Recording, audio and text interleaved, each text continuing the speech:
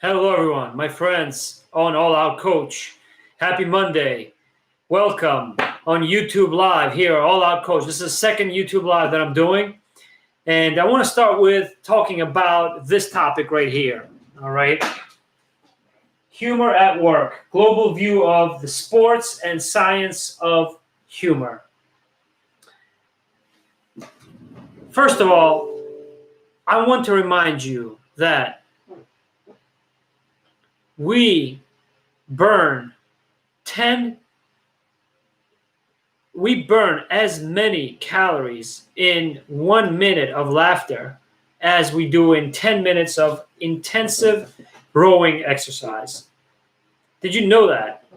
We have to remind ourselves of that, particularly when we really do not know what tomorrow is going to bring in this pandemic, in this difficult time in which we're living, where humor is incredibly important.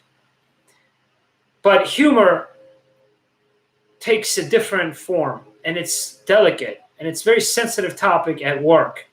However, it is such an incredible asset and ingredient to innovation, to culture, to collaboration at work. So I watched 2 different TEDx videos on YouTube this week. One by Paul Osincup, TEDx Napa Valley, and another one by Andrew Harvey. Both of them are experienced executives, and Paul Osincup reminds us in his YouTube video, which is memorable, which I really recommend you to view on YouTube, as well as Andrew Harvey's. He reminds us that life is too important to be taken seriously, which may sound contradictory, but it reminds us that regardless of our age, our status, our accomplishments, our background, we should not take ourselves too seriously. Because when we do, that is detrimental to our health. It is detrimental to our health and the health of others as well. So who are some people who do not take themselves seriously that you may know about? There's plenty of leaders today, but I'll remind you about one anecdote from a speech that Abraham Lincoln was giving, where he actually heard from one of his attendees at his speech the following: "Hey, Abe, you're two-faced, Abraham. You're two-faced, Abraham." And he heard that, and the way he reacted was, "Hey, if I had 2 faces, do you think that I would use this one?" So he was incredibly grounded. He was modest. He was humble. Yet he left quite a legacy. He did not take himself too seriously. That was a good response that gave you a glimpse of who he was as a person. Now, Andrew Harvey actually did a study of over 500 employees, and he asked this question. He asked, why do we not use humor at work? And these are the 3 responses that he received. Number 1, it is because we do not think our boss would approve. We do not think that our management would approve, and that has important implications on the environment in these employees' companies. When you run a team that you want to collaborate, to be engaged, you want to create an environment in which it is safe to use humor respectfully, but nevertheless to be lighthearted, to amuse other people. Yet our culture, our company culture, is so intimately tied to the kind of behaviors that we tolerate or we do not tolerate, but also the kind of humor we tolerate or that we stimulate and inspire or do not inspire as well. So humor in the workplace is the mirror of our culture. And that is unfortunately one of the reasons that we do not use humor as often, unfortunately. The second reason that people responded was that they do not know how. It can be quite intimidating, as Paul Osincup reminds us in his YouTube video, that we have to make other people laugh. As I mentioned to you before when I've introduced myself, at All Out Coach, I define myself as a career and company culture coach for organizations as well. I am by no means a comedy coach. I'm not going to teach you how to do stand-up comedy. But I've been the funniest person in the room before. I know how to make my children laugh, my family laugh, some of my closest friends laugh when I want to. I've been the funniest person in the room, maybe as small as this one. This is my home office, also my agency, where I do a lot of creative work and business. But regardless, I think that all of us have the potential to be funny, the funniest people in the room. When we present who we are, when we tell our stories, because we don't have to make other people laugh at us or at others in order to use humor. We can interpret other people's humor and just laugh ourselves, or we can share something that may spark amusement in others.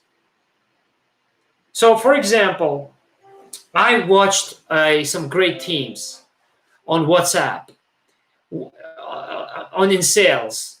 So use WhatsApp in their sales teams. I watched some great teams in very high-pressure environments deliver incredible results and be engaged and collaborate with each other by being part of a WhatsApp group where they readily shared responses with each other at questions and problems that they were trying to solve very quickly. And after having observed that, some of those most effective teams, what I did is I recreated that in my teams recently. But I'll tell you some of the responses I've received from it. Nevertheless, the intention there of that WhatsApp group was to not just share jokes, but share information that others may find amusing. Information that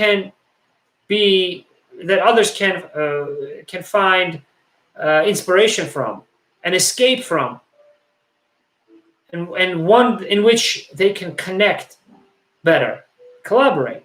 So remember not to think about humor as only being a stand-up comedian or appealing to everyone in the room or in your company. We can all be funny. We can all find humor in our life. And then the third misconception, most common misconception, is that we do not have the time. So, yes, we are incredibly busy. We go from one Zoom to the next Zoom to the next Zoom meeting. And what we do is we think that we're so overwhelmed with work, with people we want to collaborate with at work, that we don't have time to really make them laugh, give them some joy, let them burn some calories, right? As I mentioned, since laughter physiologically burns calories. So if we really reflect, we spend about a third to about a half of our life at work. And if we choose not to be funny, not to use humor at work, that means that we are really eliminating the joy and increasing a lot of unnecessary stress that has detrimental effects on our health. Okay? So time, we have to find the time to make joy a priority, make humor a priority at work. There's a great Harvard Business Review article that I'll reference called Making Joy a Priority. Look it up on Harvard Business Review. Humor is part of that joy that allows us not to just share words with others we work with and have dialogue and be able to tolerate each other and work with each other, but to also share information, learn from each other, but most importantly, to share feelings with one another. When you use humor at work, more people are able to share and exchange feelings with you, emotions with you, which leads the way for innovation, for collaboration. So what are my 6 rules for making humor a priority at work? And what are some of the case studies that I want to share? Well, let's turn this board around and let's start with these rules. I don't know if you can see them very well, but number 1, humor is a universal language in which only characters, settings, and delivery changes, but not the message. Remember that humor, when you analyze, I talked about the science and the sports of humor. All right. I come from the Republic of Georgia, a very antique country with antique customs. I also speak Italian. I speak Russian as well. I travel. I have some of my best friends, and I exchange jokes and in many of these different languages. And I can tell you that just like the fairy tales, the jokes, they may have different characters, different settings, but the messages are pretty much the same. Okay? And the goal of all humor, this is rule number 2. We know that humor is a universal language with one message. But number 2, the goal of all true humor is to connect, not to compete. Much too often, people use humor as a weapon or as a tool not to connect with others, but to actually compete, to gain a competitive edge at work. How many of you, as you're watching me here, can think of those times when you were at work and you heard some executive talk a little bit about another executive and kind of crack a joke that may seem to be harmless, but by doing so, they also isolated that person. So let me give you an example, some harmless examples, okay? Somebody at work that suggests a meeting, a team meeting that may require some extra resources or budget, right? And then you have an executive who mentions, "Hey, I'll have somebody take some money out of your paycheck when you run that meeting." They kind of laugh about it, right?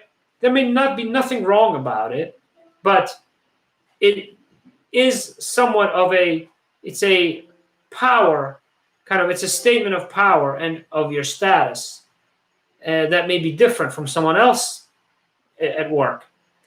Something as harmless as somebody, for example, who may be an executive, and you're excited about joining this company, don't know this executive very well, and you're professional, but you have your own kind of way of dress, right?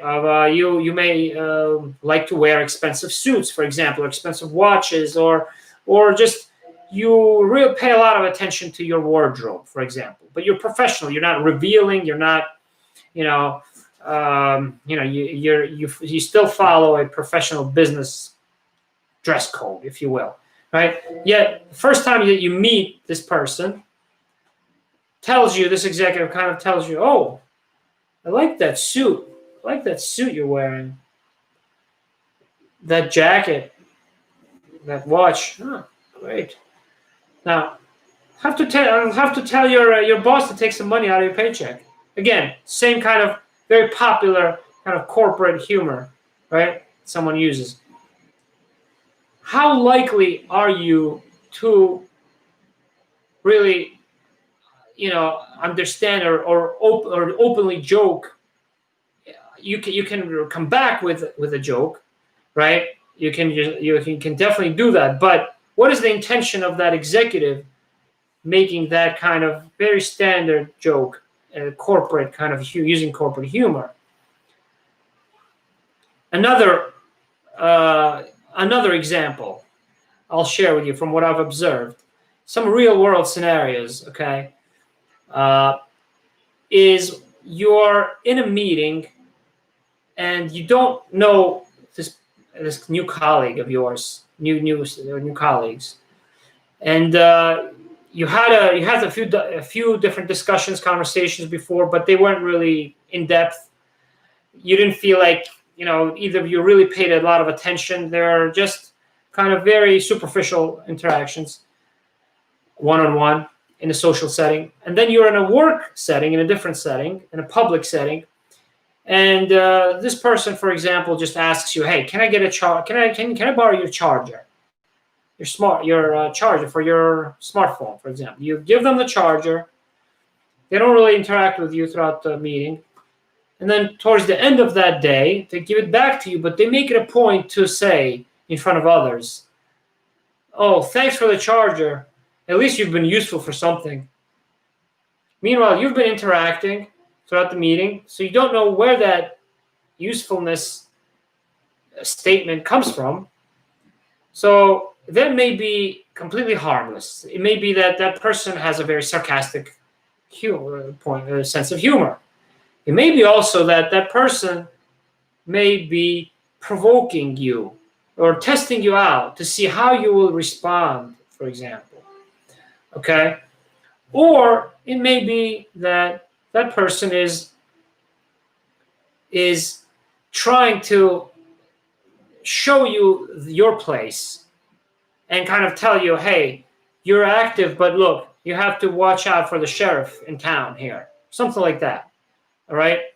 So that's not the best, the healthiest way to use humor. I was in charge of a team of professionals when I was a trainer, and I've seen the gamut, the many different ways that humor has been used, well and also poorly as well.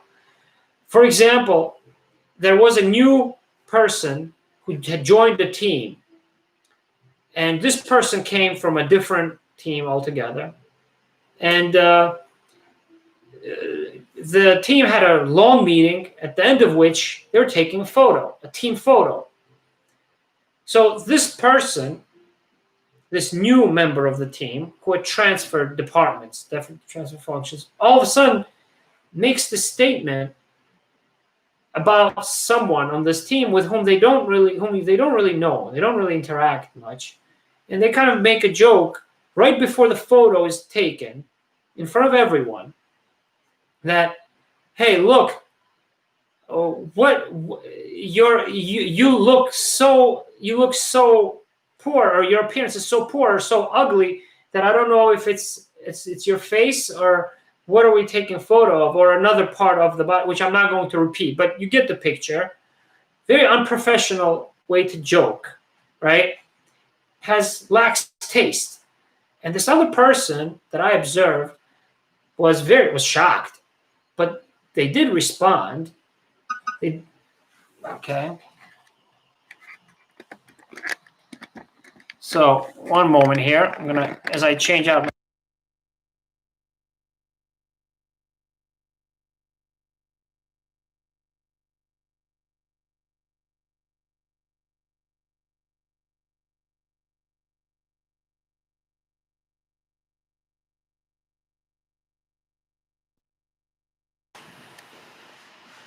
Okay, I'm back.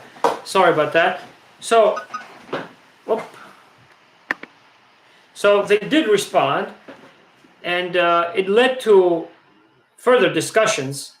But the point here is that you should not use humor at the workplace to compete, but instead to collaborate, to connect. Third point, the funniest people in the world are not funny all the time to all the people.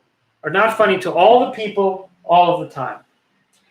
Jerry Seinfeld, Steve Martin, whoever, Robin Williams, whoever you consider to be the funniest person in the world, they are not funny to everyone. What does that mean? That means that you have to be sensitive about what you want to share. If you have the goal of making someone else laugh. But it should not deter you from making humor a priority at work. Simply because of that, don't think like somebody who's a stand-up comedian is much funnier than you are. Yes, they may be, but they also practice a lot. It's also a job, being a comedian. Okay, yes, many of us are more natural than others. You probably see me through my videos. You may think, oh, this guy's serious. He's quite intense. But just like you watching this video, I also remember being quite funny in certain situations. Not consistently, maybe. Not as consistently as some other comedians. But I had a science lab, for example, that I wasn't the most attentive in. But nevertheless, I had some good friends, and we sat together at this one table. And I remember one class in particular where for probably the entirety of that class, for about 45 minutes or so, about an hour even, I kept this team laughing nonstop. I was just on a roll. I was in a zone, right?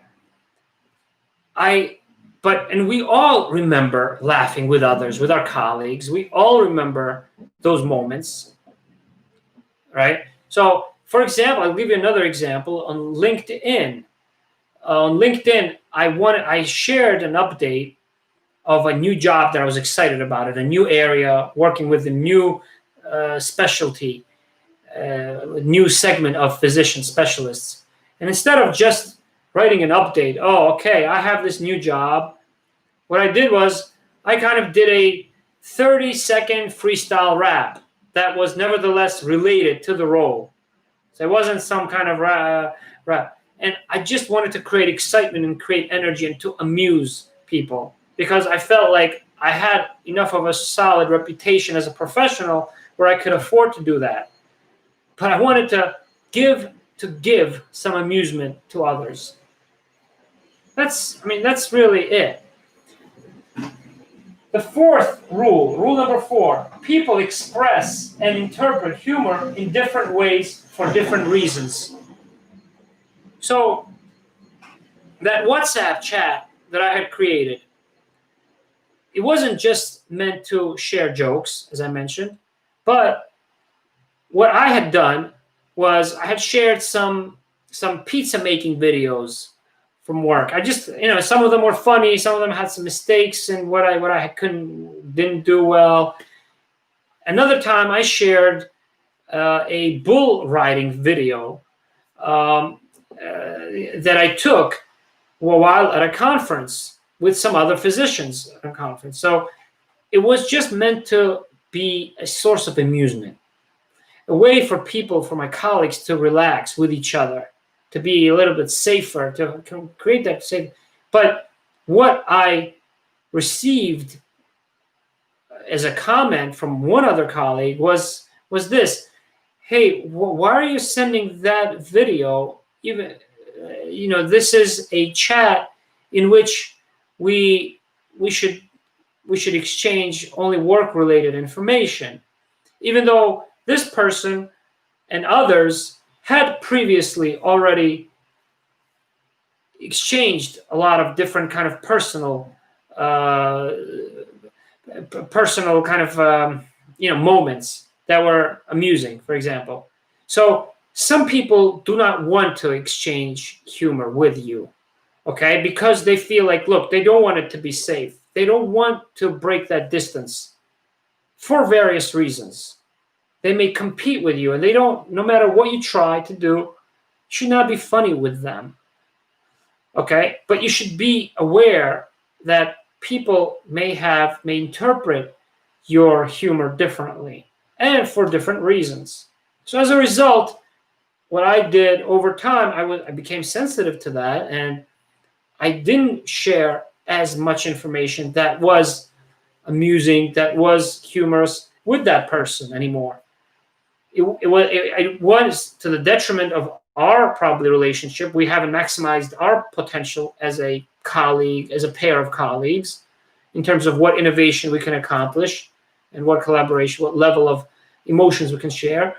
But that speaks to the culture that you want to create in that group, in that WhatsApp chat, and the rules that you want to create. So the fourth rule we talked about. Now the fifth rule: avoid expense humor. Avoid expense humor at work without a relationship first or dialogue. So when I was a trainer of this team, I had witnessed 4 different occasions when people did not actually joke at each other privately, but they chose to do so in a public setting that the recipient of the joke did not appreciate much. Not because they didn't have the humor, the sense of humor, but because they didn't really have a relationship with that person. So if you want to joke about someone else, if you want to share something funny in a public setting, like the fact that you are the only VP in the room, kind of jokingly, but having a smile in your face, right? Hey, I'm the VP of the room here. While you know that your other partner also had gone for that position, for example, hadn't gotten it, but you say it you try to make a joke like that. That's not going to connect you with that team. It's only going to create more of a distance. And it also is a problem because you're not communicating a message that's consistent with who you are, with the person that you are, and the intention that you have. So when the message of the joke is consistent with your intention, people will actually come to you. You will connect with them more. So therefore, first, create a relationship. If you're not sure about making a joke with someone, at someone, we know that, look, we love to joke at the expense of others. Those jokes are the funniest, particularly, with those people whom we feel comfortable with, our family, our best friends whom we know for many years. But at work, we make a living with people with whom we don't live. We don't have many chances to explain our intentions of the jokes. So first, develop a working relationship, a dialogue, if you're not sure how to use humor and what the response may be. And then joke. But whenever in doubt, do so privately. And try to joke with someone rather than at someone at work, particularly at work. So avoid expense humor. Human resources departments have this phrase that they refer to as expense humor. And then the final point, the rule number 6, is very easy. It's what I started with this video, which is make humor a priority at work. Make humor a priority. It's missing in our life after the pandemic, before the pandemic, because of the digital hyper-connected world in which we live. But make it a priority with full regard for respect. It's possible to be respectful and to be amusing to others as well. Let me know what you guys think, but I want you to think about being amusing, being lighthearted, more lighthearted, and sharing your feelings and really giving some of your your inspiration to others in terms of those things that you think are funny, that you think that they will find funny as well. Share it with your friends. Be respectful, but try to extend the boundaries that you have, but do so respectfully. Make it a priority this week. Have a great week ahead, my friends. Leave me a like, share, and subscribe to All Out Coach. And check out my podcast. I have some great recent episodes, particularly the last 3. Have a great day, guys, and a great week ahead.